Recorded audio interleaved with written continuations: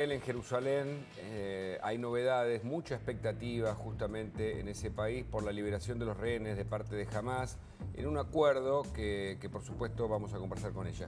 Hanna, buena tarde ya para vos, ¿no? Así es, y buenos días para ustedes, Hugo, ¿qué tal? Y a todos los compañeros del estudio. Entendemos que Hamás se comprometió a liberar a 33 rehenes a lo largo de los próximos 42 días, ¿es así?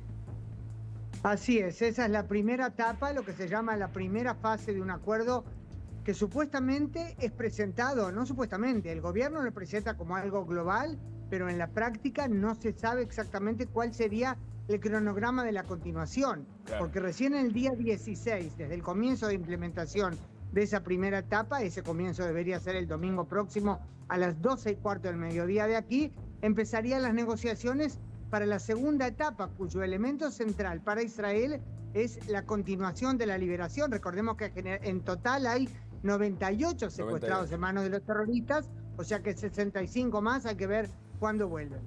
Corregime si me estoy equivocando. Hamás está casi desintegrado en su poder de fuego, pide que Israel no lo siga atacando. El objetivo del Estado de Israel es que se extinga Hamás. Y en ese contexto se da este acuerdo, que por un lado el gobierno de Israel no quiere acordar, porque no quiere acordar con el terrorismo, pero por otro lado no puede desoír el reclamo de los familiares de los rehenes.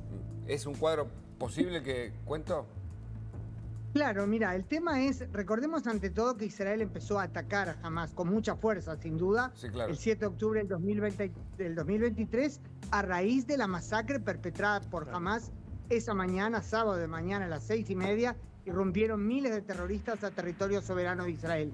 Por eso empezó esta guerra. Respuesta a eso, y la dinámica empezó así: el ataque, los misiles de Hamás, el secuestro de 251 personas, el asesinato de 1.200 y después la reacción israelí. Ahora, el gobierno todo indica que tendrá mayoría para aprobar el acuerdo.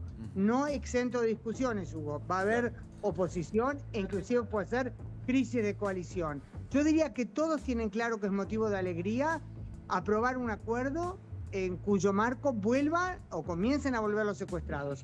El problema es, y es por eso que hay críticas, y es por eso que hay quienes se oponen, ante todo el hecho que recién mencionamos, de todos aquellos que quedan en Gaza, sin que haya plenas garantías de que se logre un acuerdo para que vuelvan, y también el hecho que al excarcelar a más de 1.000 terroristas, mucho más, de ellos más de 200 asesinos múltiples, por lo cual fueron condenados a cadena perpetua, quienes se oponen dicen, ahí está la semilla de los próximos atentados, de los próximos muertos. O sea, es aquí una decisión, diría Hugo, entre el corazón que quiere ver a los secuestrados de vuelta en casa, una cuestión de valores muy fundamental en Israel, y de la razón de los que dicen, bueno, ahora hacemos eso, ¿y qué pasa con los que van a morir después? Por los que liberemos ahora para salvar a los secuestrados. Hanna, es muy complejo. ¿Y qué pasa con las tropas en Gaza? Porque por un lado la liberación de rehenes, la liberación de presos, pero también hay un compromiso de ir retirando tropas, ¿no? Y de acercar ayuda humanitaria. Sí, evidentemente. O sea, yo destaqué el tema de los secuestrados, ¿verdad? Que es el central, no solo emocionalmente para Israel, pero evidentemente está al otro lado. Israel se compromete a ir retirando, perdona el ruido de fondo, no estoy en el lugar ideal para transmitir.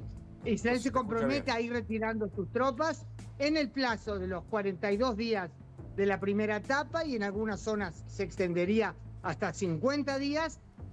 Aquí evidentemente yo diría que se llegó a un acuerdo más allá de las discusiones internas, porque estaba claro que no era realista pensar que se puede recuperar a los secuestrados continuando la guerra y sin retirarse de Gaza. Ese es el tema. El gran problema es que, por supuesto, Israel acepta retirarse sin haber logrado desmoronar el régimen de Hamás en Gaza, lo cual, a mi modesto criterio, es un problema no solo para Israel, sino también para los palestinos, que están gobernados por terroristas. Hanna, acá la información que llegó hace unas horas es unas nuevas declaraciones del primer ministro de Israel diciendo que todavía no se firmó porque a último momento quisieron hacer modificaciones en el acuerdo desde Hamás.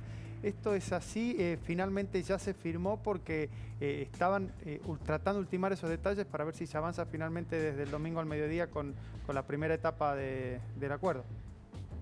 Te diré que más allá de la firma formal, el tema es que ayer se confirmó que estaba aprobado, sabemos, ¿verdad? Lo dijo Biden en una declaración en la Casa Blanca, lo dijo Trump en sus redes sociales, lo dijeron fuentes oficiales israelíes y lo dijo por su parte Hamás.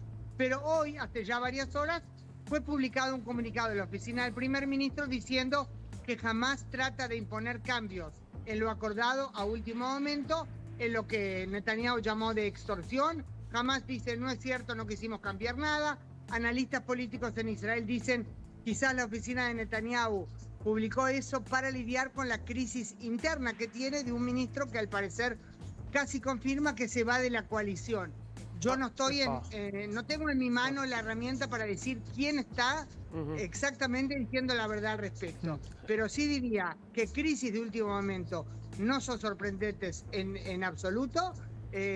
La sensación general es que todo se encamina, sí, hacia la confirmación del acuerdo. La palabra definitiva será cuando desde Doha, Qatar, el equipo negociador israelí diga, adelante, pueden reunir al gabinete de seguridad, todo está en camino. Hanna, respecto al alto el fuego, ¿no? A la tregua, ¿qué tan real de llevarse a la práctica es?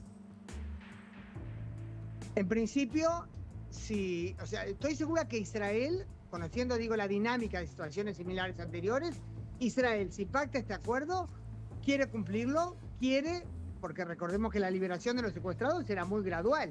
3 o 5 de las mujeres el domingo, si todo va sobre ruedas, hay que ser cauteloso. Es muy, muy gradual. O sea, 33 en 42 días. Israel quiere que se cumpla eso.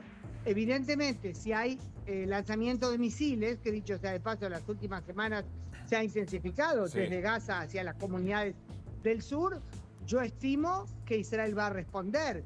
Si no responde, entra en una trampa en la cual se percibe como quien perdió nuevamente su disuasión y a quien se le puede vencer, derrotar también en la mesa de negociaciones. Es muy complejo. Me atrevo a decir que el cumplimiento del alto el fuego depende ante todo de Hamás, porque si Hamás ataca, Israel tendrá que responder. Por supuesto, ahí está la situación de hoy. Muchas gracias, Jara. Muy, muy amable. Un placer. Un abrazo. Bueno, el problema es siempre negociar con terroristas. Cuando negocias con terroristas no negocias con gente. Por eso hay mucha fake informativa, por eso mucha gente sin saber lo que pasa levanta banderas equivocadas en un lugar como Palestina gobernada por una dictadura como Hamás, que impone un régimen que afecta a sus primeros pobladores y luego al resto de Medio Oriente, junto con otras organizaciones terroristas. Pero nos vamos a nuestros propios problemas porque en Aedo está Abigail Oliverio y nos cuenta la inseguridad nuestra de cada día.